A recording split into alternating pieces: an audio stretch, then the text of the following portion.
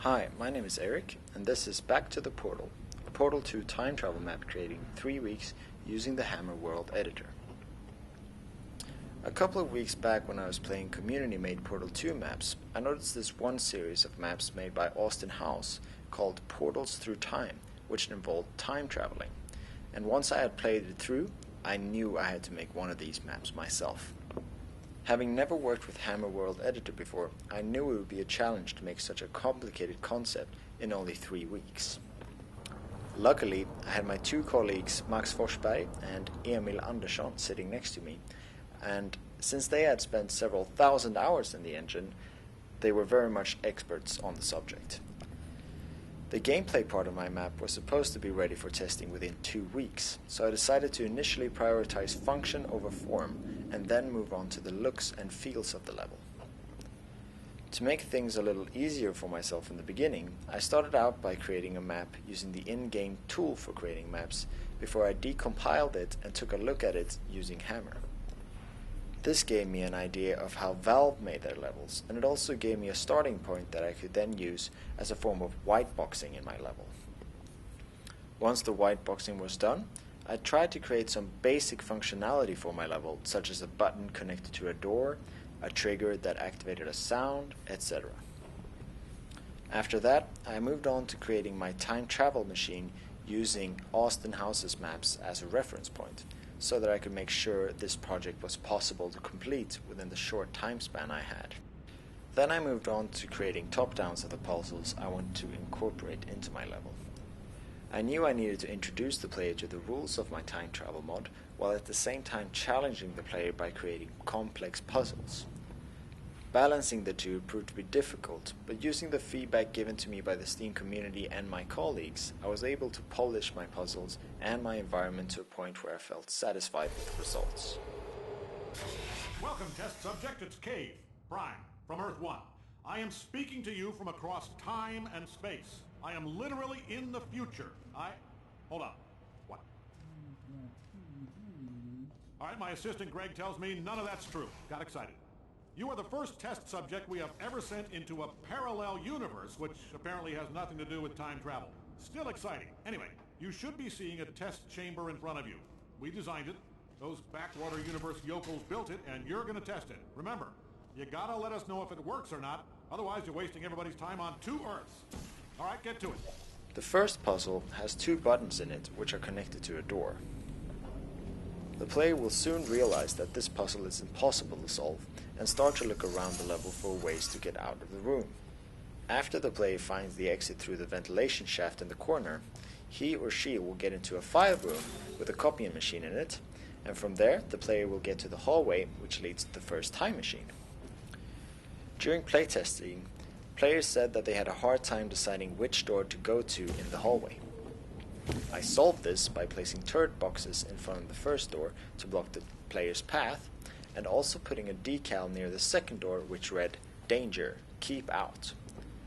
After that, all of the playtesters chose the second door. Once the player has entered the second door, he or she will get a look at the time machine. In the Hammer editor, the time machine is nothing but a teleporter that takes the player to a different room that looks the same as the first one layout-wise, but it's overgrown and older looking aesthetically. In game though, the illusion of time travel is sold to the player using some camera shake, some fade in and fade out effects, but also through the placement of the teleporters. When you teleport through time, the player position and rotation remains the same, but the portal changes position. This makes the transition between time and space seamless and smooth. Initially, this first room had working portal surfaces in both time periods. Later, however, I replaced the portal surfaces in the future room to some non-portable surfaces, so the player had to figure out the fact that you could place portals in between different time periods and walk through them in order to solve puzzles. This puzzle therefore served as an introduction to the time travel mechanic.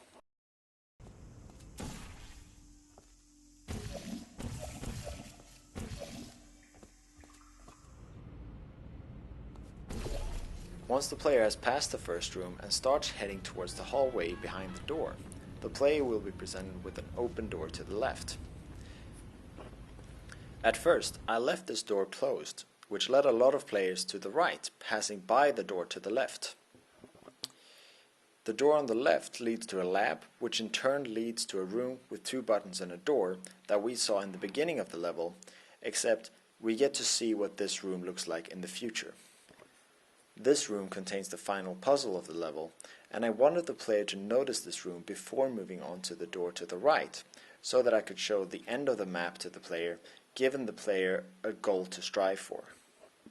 So in order for me to lead the player into the room to the left, I placed a trigger right outside the first door in the hallway, which triggered a crow sound coming from the left. Hopefully this would catch the player's attention, so that the player would look to the left, but just in case it didn't, I also opened that door fully. I did this because I had read that people have an instinct to peek through open doors, no matter what door you're peeking through. Once the player looked into the room, the moving rain animation would hopefully draw the player in and call on the player's exploration instincts. When the player passes through the door, a crow will fly from the corner of the room into the door to the left that I want the player to go to, and that should lead the player into that room. If the player only peeked through the door but chose not to go into the room, however, he or she will most likely keep that room in the back of their heads, knowing that room is where they are most likely supposed to go.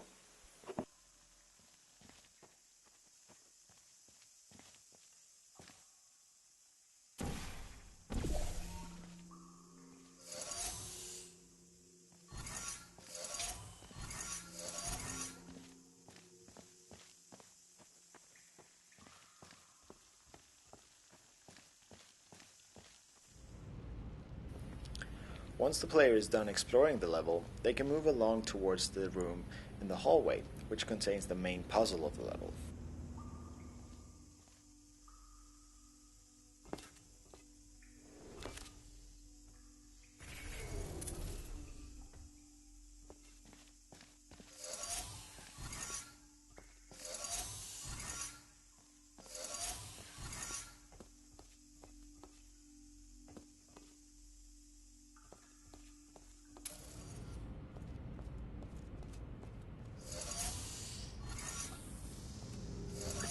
This puzzle is solved by first placing a portal on the tilted wall in the corner, and then going back in time and placing a portal on the floor in the past, so that the player can use the momentum gained in the past to jump over the acid water in the future. When the cube is removed, the laser on the wall will activate a bridge that will then enable the player to walk across that bridge.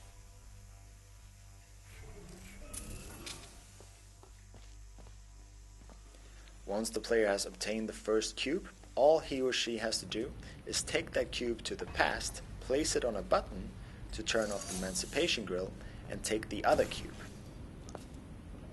When the player has both of the cubes, he or she can move them to the final room, where the cubes will be placed on both of the buttons, and the final puzzle will be solved.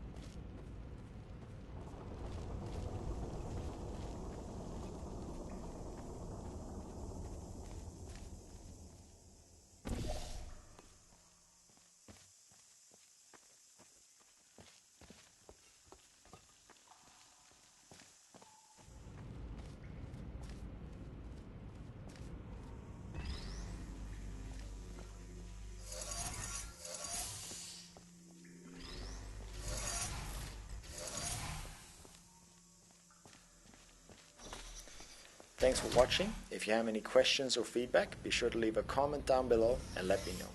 Bye bye.